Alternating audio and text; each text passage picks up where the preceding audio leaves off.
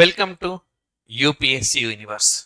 So మనం ఈ సెషన్లో G20 చూద్దాం. అయితే అంతకన్నా ముందు మనకు గత కొంతకాలంగా ఇంటర్నేషనల్ ఆర్గనైజేషన్స్ అదేవిధంగా ఒక్కొక్క కాంటినెంట్ తీసుకొని ఒక్కొక్క కంట్రీ గురించి స్టడీ చేస్తూ వచ్చాం. అయితే ఇంకా కొన్ని మిస్లేనియస్ ఇష్యూస్ అనేవి ఉన్నాయన్నమాట. సో ఎగ్జామినేషన్ పాయింట్ ఆఫ్ వ్యూలో అంతగా ఇంపార్టెంట్ కానివి, బట్ అవి కూడా చెప్పలేం, ఒకటో రెండో వచ్చే అవకాశాలు ఉన్నాయి. సో అవి కూడా ఆస్పిరెంట్స్ ఎవరు మిస్ కాకుండా ఉండడం కోసం ఈ సెషన్లో ముందుగా ఆ మిస్లేనియస్ అంశాలన్నీ చెప్పి నెక్స్ట్ మనము we go to the G20, the most important and ఖచ్చితంగా మనం ఎగ్జామ్లో ఒక క్వశ్చన్ ఎక్స్పెక్ట్ చేయదగ్గది. సో ముందుగా మనకు ఆర్గనైజేషన్స్లో మిస్లేనియస్ ఇష్యూస్. మరి హిందీ భాష, ఓకే, హిందీ లాంగ్వేజ్ని ప్రమోట్ చేయడం కోసం భారతదేశం మనకు 2018లో హిందీ @UN అనే ప్రోగ్రామ్ స్టార్ట్ చేసింది. 2018లో హిందీ @UN అని చెప్పి లాంచ్ చేసింది, రైట్. సో ప్రతి సంవత్సరము దానికి కొంత అమౌంట్ ఇస్తూ ఉందన్నమాట. అంటే UN డాక్యుమెంట్స్ కానీ ఇవన్నీ కూడా హిందీ భాషలో తీసుకొచ్చేందుకోసం. మరి ఈ సంవత్సరం $1 మిలియన్ అందించింది. సో చెప్పలేమన్నమాట, ఈ సంవత్సరం ఐక్యరాజ్య సమితికి లేదా యునైటెడ్ నేషన్స్ ఆర్గనైజేషన్కు భారత్ $1 మిలియన్ ఇచ్చింది. పర్పస్ ఏంటి అంటే for the promotion of the Hindi language, right. Next అదేవిధంగా మనకు united nations organisation Afsan Khan అనే వ్యక్తిని SUNగా నియమించింది. SUN అనంటే స్కేలింగ్ అప్ న్యూట్రిషన్ మూమెంట్, అంటే పోషకాహార పదార్థాల విలువను తెలియచేయడం, పోషకాహార పదార్థాలకు ప్రాచుర్యాన్ని కల్పించడము అని అర్థం. సో ఆ విధంగా అఫ్సాన్ ఖాన్ ఎవరు నియమించారంటే యునైటెడ్ నేషన్స్. మరి Afsan Khan Canada Indian, so Bharat సంతతికి చెందిన వ్యక్తి, కెనడాలో స్థిరపడ్డారు. నెక్స్ట్ మరి యూనిసెఫ్ ఆయుష్మాన్ ఖురానాని నేషనల్ అంబాసిడర్గా, సో లైక్ చైల్డ్ రైట్స్, బాలల హక్కులకు సంబంధించిన రాయబారిగా ఎవరిని నియమించారు అనంటే మనకు ఆయుష్మాన్ ఖురానా అని చెప్పాలి, రైట్. స్కేలింగ్ అప్ న్యూట్రిషన్ కు అంబాసిడర్ గా అఫ్సాన్ ఖాన్. నెక్స్ట్ మరి వరల్డ్ బ్యాంక్ భారతదేశానికి $1 బిలియన్ దేనికి మనకు ఇచ్చింది అంటే Pradhan Mantri Ayushman Bharat digital, Pradhan Mantri Ayushman Bharat digital machine. So health infrastructure అన్నమాట. వైద్య రంగంలో మౌలిక సదుపాయాలను పెంచే ఉద్దేశంతో, మరి ఇప్పటికిప్పుడు మనకు అమౌంట్ లేదు కాబట్టి $1 బిలియన్ ఒక్కొక్కసారి అడుగుతారనమాట, ఏ ప్రతిష్టాత్మకమైన స్కీమ్కి అందించింది అని చెప్పి. నెక్స్ట్ మరి అదేవిధంగా IMF ఒక నివేదిక ఇచ్చింది. ఇక్కడ దాకా మనం చూసినవన్నీ న్యూయార్క్ కేంద్రంగా పనిచేసే సంస్థలు. మరి వాషింగ్టన్ కేంద్రంగా పనిచేసే సంస్థలకు వస్తే IMF రీసెంట్గా ఒక నివేదిక ఇచ్చింది. ఏమని, మనకు ఒక 10 సంవత్సరాల కిందట, డికేడ్ ఎగో, 10 సంవత్సరాల కిందట, దశాబ్దం కిందట భారతదేశం 11వ అతిపెద్ద ఆర్థిక వ్యవస్థ, ప్రపంచంలో 11వ అతిపెద్ద ఆర్థిక వ్యవస్థ. మరి భారతదేశం మంచి వృద్ధి రేటును చూపిస్తూ ప్రస్తుతం 5వ స్థానంలోకి వచ్చింది, ప్రపంచంలో 5వ అతిపెద్ద ఆర్థిక వ్యవస్థ అయ్యింది. సో రైట్, మరి ఈ క్రమంలో ఏ దేశాన్ని అధిగమించిందంటే యూకేను అధిగమించింది. సో మనకు ఈ క్వశ్చన్ కూడా అడిగింది, ఏ దేశాన్ని అధిగమించి భారత్ 5వ అతిపెద్ద ఆర్థిక వ్యవస్థగా అవతరించింది అని చెప్పి అడిగారు. యూకేను అధిగమించింది. So Telangana state public service commission నిర్వహించిన పరీక్షల్లో వన్ ఆఫ్ ద ఎగ్జామ్స్ అన్నమాట, ఒక పరీక్షల్లో వచ్చిన బిట్ ఇది. ఇది ఎవరిచ్చారు నివేదిక అంటే international monetary fund. And next అదే విధంగా మనకు ఈ సంవత్సరము న్యూయార్క్లో వాటర్ కాన్ఫరెన్స్ నిర్వహించారు, అంటే నీటికి సంబంధించిన సమావేశం. సో నీటికి సంబంధించిన 2వ సమావేశం ఇది. మొదటి సమావేశం ఎప్పుడు జరిగింది అంటే 1977లో. 1977 అంటే సో దాదాపుగా 40 సంవత్సరాలు దాటిపోయింది, 40 సంవత్సరాలు అయినట్టుంది. 40 సంవత్సరాల కిందట మనకు మనకు ఇక్కడ అర్జెంటీనాలోని మార్డు పెల్టా అనే ప్రాంతంలో నిర్వహించారు. ఇప్పుడు రెండవది జరిగింది. మరి ఇందులో మనకు యునెస్కో ఒక నివేదిక ఇచ్చింది. ఏంటా నివేదిక అనంటే ప్రపంచంలో 26% మంది ప్రజలకు సురక్షితమైన తాగునీరు లేదు. చాలా చాలా ముఖ్యంగా గ్రూప్ 1 మెయిన్స్ రాసేవాళ్ళు, సివిల్స్ ఎగ్జామినేషన్ రాసేవాళ్ళు మెయిన్స్ లో మనకు ఈ సమాచారాన్ని వినియోగించుకోవాలి. ప్రపంచంలో 26% జనాభా అంటే తక్కువ కాదు, 200 కోట్లు. అసలు వీళ్ళందరూ ఒక దేశం అనుకుంటే ప్రపంచంలో అతి ఎక్కువగా పాపులేషన్ ఉన్న కంట్రీ అదే అవుతుంది. అంటే వాళ్ళకు వాటర్ ఫెసిలిటీ సరిగ్గా లేదు. అదేవిధంగా 46% మందికి సరైన పారిశుద్ధ్య సౌకర్యాలు లేవన్నమాట. అంటే దాదాపుగా వాళ్ళ జనాభా 400 కోట్లు ఉంటుంది. రైట్. సో ఈ నివేదికను యునెస్కో ఇచ్చింది. మనం ఫర్ ఎగ్జాంపుల్ ప్రపంచంలో జల సమస్యకు సంబంధించిన అంశాలు రాయాల్సి వచ్చినప్పుడు నేరుగా దీన్ని ప్రస్తావిస్తామన్నమాట. ఇటీవలే 2023లో యునెస్కో వెలువరించిన నివేదిక ప్రకారం ప్రపంచంలో సుమారు 200 కోట్ల మందికి సరైన నీటి సదుపాయం లేదు.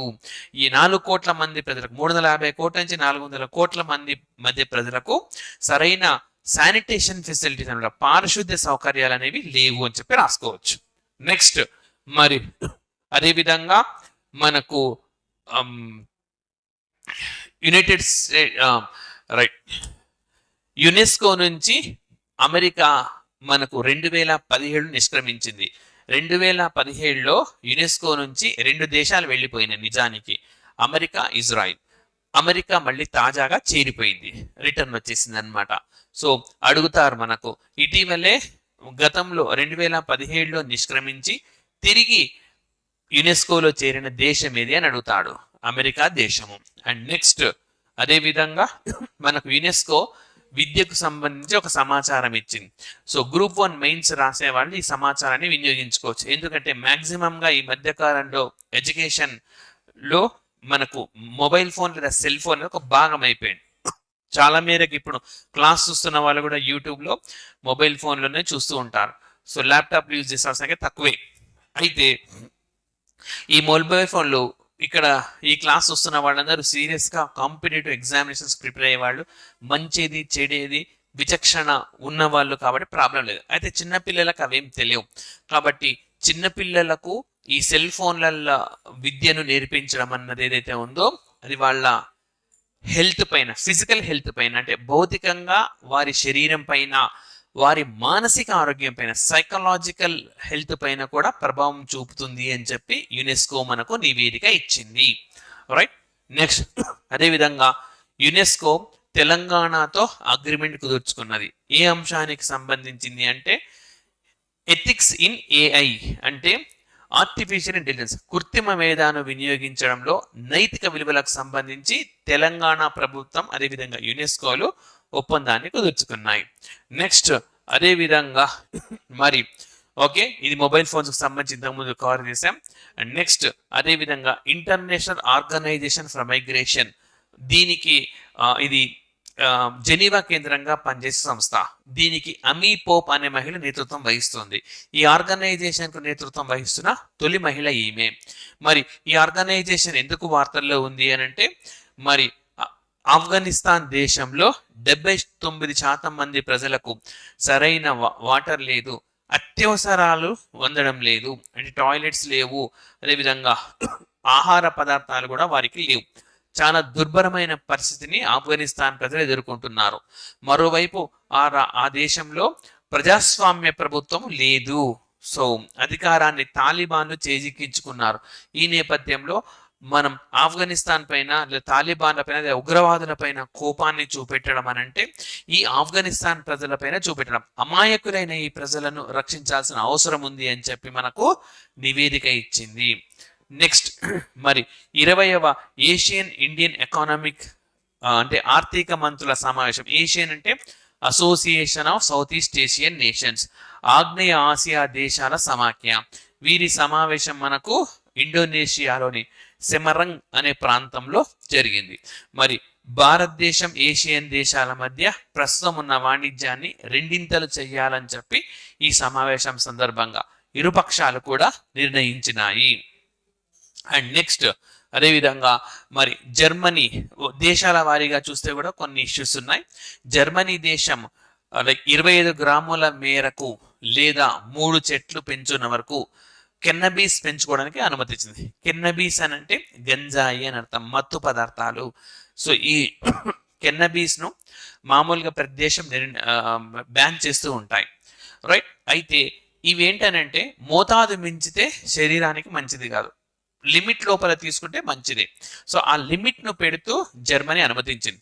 ఈ తరహా నిర్ణయం భారతదేశంలో కూడా అమలు చేస్తున్న రాష్ట్రం ఉంది, అది ఉత్తరాఖండ్ రాష్ట్రం. లిమిట్ వరకు అనుమతిస్తుంది అనమాట, రైట్. అండ్ నెక్స్ట్ అదే విధంగా మనకు గ్రీక్ ప్రెసిడెంట్, గ్రీక్ దేశము మరి భారత ప్రధానమంత్రి నరేంద్ర మోడీకి తమ అత్యున్నత పౌర పురస్కారాన్ని అందించింది.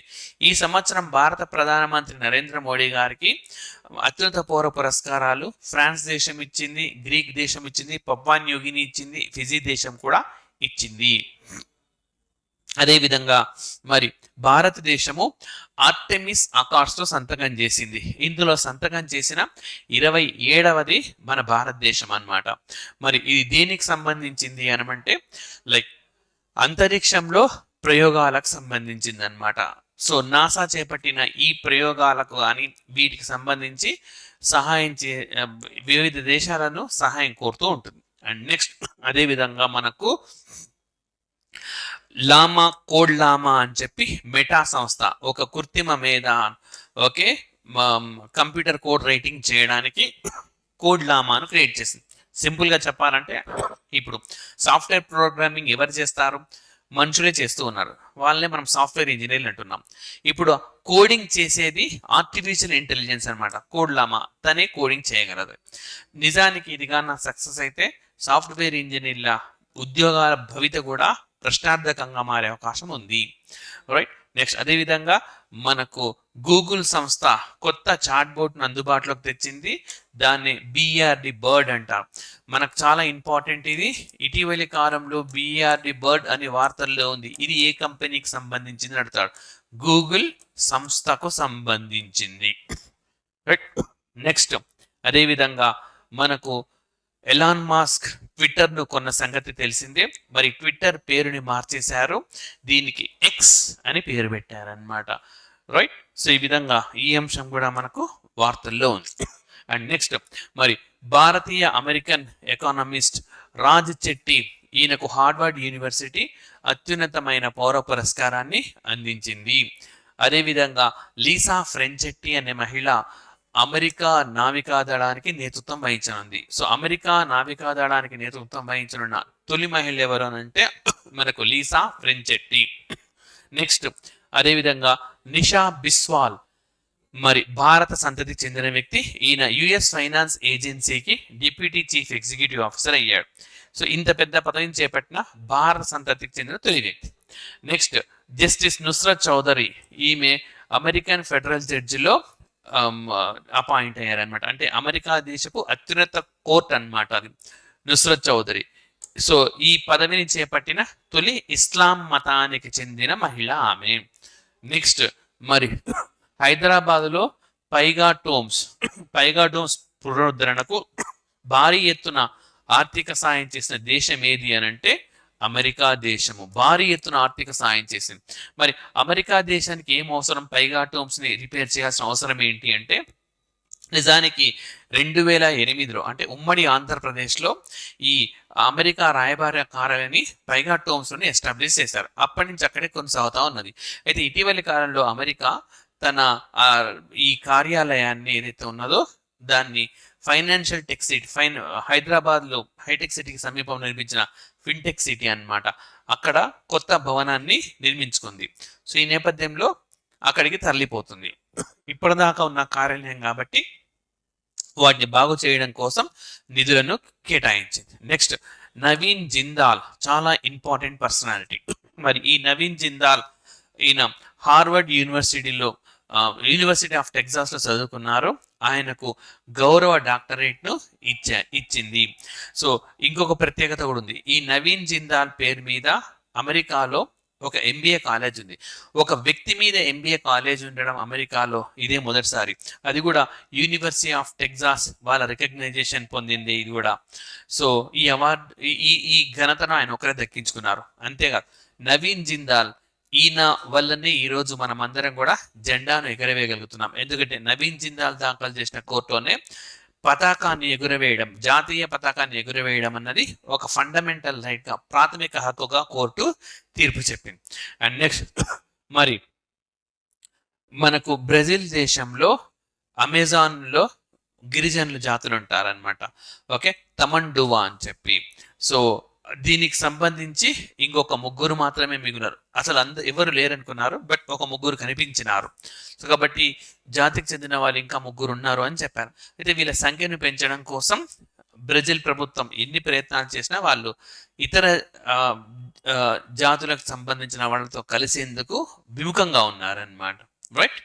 అండ్ నెక్స్ట్ వచ్చేసి మనకు ఆస్ట్రేలియా దేశం చాలా చాలా ఇంపార్టెంట్. ఆస్ట్రేలియా దేశంలో అబోరినిగస్ అనే ఒక గిరిజన వర్గం ఉంటుంది. మరి అమెరికా రాజ్యాంగంలో అసలు గిరిజనులకు స్థానమే లేదు, గిరిజనుల గుర్తింపు లేదు. అమెరికా రాజ్యాంగంలో గిరిజనులపై సంబంధించి గుర్తింపు లేదు. అయితే దీన్ని సవరించి ఆ గిరిజనులకు, స్థానికులకు అవకాశం కల్పించాలి అని చెప్పి ఆస్ట్రేలియా ప్రభుత్వం నిర్ణయించింది. మరి దీనికి రాజ్యాంగాన్ని సవరించాలి, ఆస్ట్రేలియా రాజ్యాంగాన్ని అమెండ్ చేయాలి. అయితే ఆస్ట్రేలియా రాజ్యాంగాన్ని అమెండ్మెంట్ చేయాలంటే వాళ్ళ రాజ్యాంగం ప్రకారం రెఫరెండం అంటే ప్రజాభిప్రాయ సేకరణ చేపట్టాలి. సో దీనికోసం ప్రజాభిప్రాయ సేకరణ చేపట్టగా మరి మెజారిటీ ప్రజలు తిరస్కరించినారు. రైట్. సో ఇది మనకు అంశం. అండ్ నెక్స్ట్ అదేవిధంగా ఇస్రో గతంలో ఒక ప్రయోగం చేసిందనమాట, IRNSS కు సంబంధించింది, Indian remote navigation satellite system అంటాం. ఇప్పుడు ఏదైతే అమెరికాకు సంబంధించిన GPS ఉన్నదో, గ్లోబల్ పొజిషన్ సిస్టమ్, చైనాకు చెందిన బెయిడు ఉన్నది.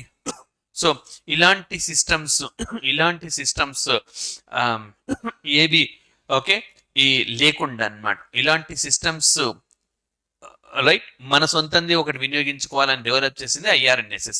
మరి ఇలాంటి IRNSS అనేది దీనికి సంబంధించిన ఒక ముక్క ఆస్ట్రేలియాలో దొరికింది. సో ఈ విధంగా ఇది వార్తల్లో ఉంది. నెక్స్ట్ మరి సిడ్నీ క్రికెట్ గ్రౌండ్లో బెలిండా క్లార్క్, ఈమె ఆ దేశపు మహిళా క్రికెట్ జట్టుకు సంబంధించిన కెప్టెన్ అన్నమాట. సో ఆమె విగ్రహాన్ని ఆవిష్కరించారు. ఈ విధంగా సిడ్నీ క్రికెట్ గ్రౌండ్లో ఒక మహిళా క్రికెటర్ విగ్రహం ఉండడం అనేది ఇదే మొదటిసారి. అండ్ నెక్స్ట్ మరి ఓకే భారత్ అండ్ సమౌ, ఓకే ఈ రెండు దేశాల మధ్య డిప్లొమాటిక్ రిలేషన్స్ స్టార్ట్ అయినాయి ఈ సంవత్సరం. సో ఇరు దేశాల మధ్య ఫారిన్ ఆఫీస్ కన్సల్టేషన్స్ కూడా ఏప్రిల్లో హెల్డ్ చేశారు. మన రాయబార్య కార్యాలయం వాళ్ళ రాయబార్య కార్యాలయం మన దగ్గర రానున్నది. నెక్స్ట్ భారత ప్రధాని నరేంద్ర మోడీ పప్పా న్యూగినిని దర్శించినప్పుడు సో అక్కడ తిరుక్కురల్ అని తమిళ క్లాసిక్ బుక్ ఇది, దీన్ని టాక్ పీసిన్ అనే లాంగ్వేజ్ లో అనువదించిన బుక్ ని రిలీజ్ చేశారు. సో మరి ఈ టాప్ పీసిన్ అనేది పప్వా న్యూగిని వల్ల అధికారిక భాష. ఈ ప్రపంచంలో అత్యధికంగా భాషలు కలిగిన దేశం ఏది అంటే పప్వా న్యూగిని. సో ఇవి మనకు మిస్లేనియస్. నెక్స్ట్ మనం G20 అనే దేశానికి కానవస్తే మరి G20 కూటమి సమావేశం ఈ సంవత్సరం భారతదేశం నిర్వహించారు. G20 కూటమికి భారతదేశ నాయకత్వం December 1, 2022లో స్టార్ట్ అయింది. సో డేట్ ఇంపార్టెంట్, ఇది December 1, 2022. ఎప్పుడు ముగిసింది అని అంటే November 30, 2023. సో మన తర్వాత ఈ సంవత్సరం మనం నిర్వహించాం G20 సమావేశాలు. మన తర్వాత ఎవరు నిర్వహిస్తున్నారు అని అంటే బ్రెజిల్ దేశం నిర్వహిస్తున్నారు. సో నాయకత్వాన్ని మనం బ్రెజిల్ దేశంకి అప్పగించేసాం. మన దేశానికి ముందు ఎక్కడ నిర్వహించారంటే ఇండోనేషియా దేశంలో నిర్వహించారు. కాబట్టి ఇండోనేషియా, ఇండియా అండ్ మనకు బ్రెజిల్ అనేవి ప్రస్తుతం G20 ట్రోకియాలో భాగంగా ఉన్నాయి. మరి G20లోని దేశాల కన్నా మనం కాంటినెంట్ వైజ్ గా చూస్తే ఉత్తర అమెరికా కాంటినెంట్ లో కెనడా, USA, మెక్సికో ఉంటాయి. దక్షిణ అమెరికా కాంటినెంట్ లో అర్జెంటీనా, బ్రెజిల్ ఉంటాయి. యూరోప్ లో మనకు యూరోపియన్ యూనియన్ ఉంటుంది. యూరోపియన్ యూనియన్ లో 27 కంట్రీస్ ఉంటాయి. అవి కాకుండా UK, Germany, France, Italy, Turkey ఉంటాయి. Okay UK, France, Italy, Germany, Turkey ఉంటాయి. సో 27 కంట్రీస్ ప్లస్ ఈ కంట్రీస్ అన్నమాట. ఆఫ్రికా కాంటినెంట్ లో కేవలం సౌత్ ఆఫ్రికా మాత్రమే ఉంటుంది. అదేగాన మనం ఏషియాకు వస్తే సౌదీ అరేబియా, సో మనకు యూరోప్ లో రష్యా కూడా ఉంటుంది, రష్యా, సో మనం ఏషియాకు వస్తే Saudi Arabia, India, China, Japan, South Korea, Indonesia ఉంటాయి. అండ్ దెన్ ఆస్ట్రేలియన్ కాంటినెంట్లో ఆస్ట్రేలియా. సో మొత్తం 19 దేశాలు ప్లస్ యూరోపియన్ యూనియన్, 19 దేశాలు ప్లస్ యూరోపియన్ యూనియన్ మొత్తం కలిపి G20 కూటమిలో ఉండే దేశాలు ఎన్ని అంటే 46. మరి ఈ కూటమి సమావేశాలు భారత్లో జరిగినాయి. వీటికి సంబంధించిన కొన్ని విశేషాలు చూద్దాం. సో భారతదేశం 1 డిసెంబర్ 2022న అధ్యక్షతను స్వీకరించింది. మరి దీని థీమ్ ఏంటి? థీమ్ అంటే ఇతివృత్తము, వసుదైక కుటుంబం. వసుదైక కుటుంబం. So one net, one family and one future అని అర్థం అన్నమాట. మరి ఓకే, మహా ఉపనిషత్ అనే బుక్ నుంచి ఈ స్లోగన్ ను స్వీకరించారు. వసుదైక కుటుంబము అని అంటే ఈ ప్రపంచమే ఒక కుటుంబము అని చెప్పడం అన్నమాట. రైట్. అండ్ నెక్స్ట్, మరి ఈ సమావేశంలో చాలా సమావేశాలు జరిగినాయి. ఇందులో భాగంగా ఆస్పిరెంట్స్ అన్ని గుర్తుపెట్టుకోవాల్సిన అవసరం లేదు. సో G20కి సంబంధించి New Delhi leaders declaration, African union సంబంధించింది, and India middle east European corridor and global biofuel alliance. ఈ 4 అంశాల చుట్టూ మనకు ఈ క్వశ్చన్స్ అనేవి ఉంటాయి. మొట్టమొదలు న్యూఢిల్లీ డిక్లరేషన్. సో భారత మంటపంలో ఈ సమావేశం జరిగింది. ఏ సమావేశం? ప్రభుత్వాధినేతల సమావేశం. సెప్టెంబర్ 10, 11వ తేదీలలో ఈ సమావేశం మనకు నిర్వహించినారు. ఎవరిది అంటే ప్రభుత్వాధినేతలు. ప్రభుత్వాధినేతలు అంటే మన దేశంలో ప్రధానమంత్రి, అమెరికాలో ప్రెసిడెంట్, రష్యాలో ప్రెసిడెంట్, చైనాలో సో వాళ్ళ ప్రీమియర్ అండ్ ప్రెసిడెంటే. సో ఈ విధంగా ఒక్కొక్క దేశానికి ప్రైమ్ మినిస్టర్ ఉంటారు, కొన్ని దేశాలకు ప్రెసిడెంట్ ఉంటారు. ఇటలీకి ప్రైమ్ మినిస్టర్ ప్రభుత్వాధినేత, యూకేకు ప్రైమ్ మినిస్టర్ ప్రభుత్వాధినేత. సో ఈ విధంగా ప్రభుత్వాధినేతల సమావేశం భారత మండపంలో నిర్వహించారు. మరి భారత మండపం అనేది న్యూఢిల్లీలో ఉంటుంది. ప్రపంచంలోనే అతిపెద్ద కాన్ఫరెన్స్ హాల్ ఏది అని అంటే భారత్ మండపం. రైట్. మరి ఇక్కడ ప్రభుత్వాధినేతలు న్యూఢిల్లీ డిక్లరేషన్ ఇచ్చినారు, న్యూఢిల్లీ ప్రకటన. మరి ఇందులో ఏమేమి ఉన్నాయి అంటే strong, sustainable, balanced and inclusive growth, అంటే బలమైన, సుస్థిరమైన, సమతూకంతో కూడిన సమ్మిళిత వృద్ధి సాధించాలి అని చెప్పి ఒక తీర్మానం చేశారు. Next, accelerating progress on sustainable development goals, సుస్థిరాభివృద్ధి లక్ష్యాలను చేరుకోవడం కోసం ఆ పురోగతి ఏదైతే ఉందో ఆ పురోగతి వేగాన్ని పెంచడం. Next, green development plan for sustainable future, సుస్థిర భవిష్యత్తు కోసం ఒక హరిత ఒప్పందం, అంటే పర్యావరణాన్ని కాపాడే ఒక ఒప్పందం. Next, multilateral institution for 21st century, 21వ శతాబ్దానికి మనకు బహుళ జాతి సంస్థలను మరింత అభివృద్ధి చేయాలి. Next, technological transformation, digital public infrastructure. So సాంకేతిక పరివర్తన, డిజిటల్ ప్రభుత్వమే డిజిటల్ సదుపాయాలను కల్పించడం. ఇందులో ఉన్నదేది లేనిదేది మనకు అడుగుతారు.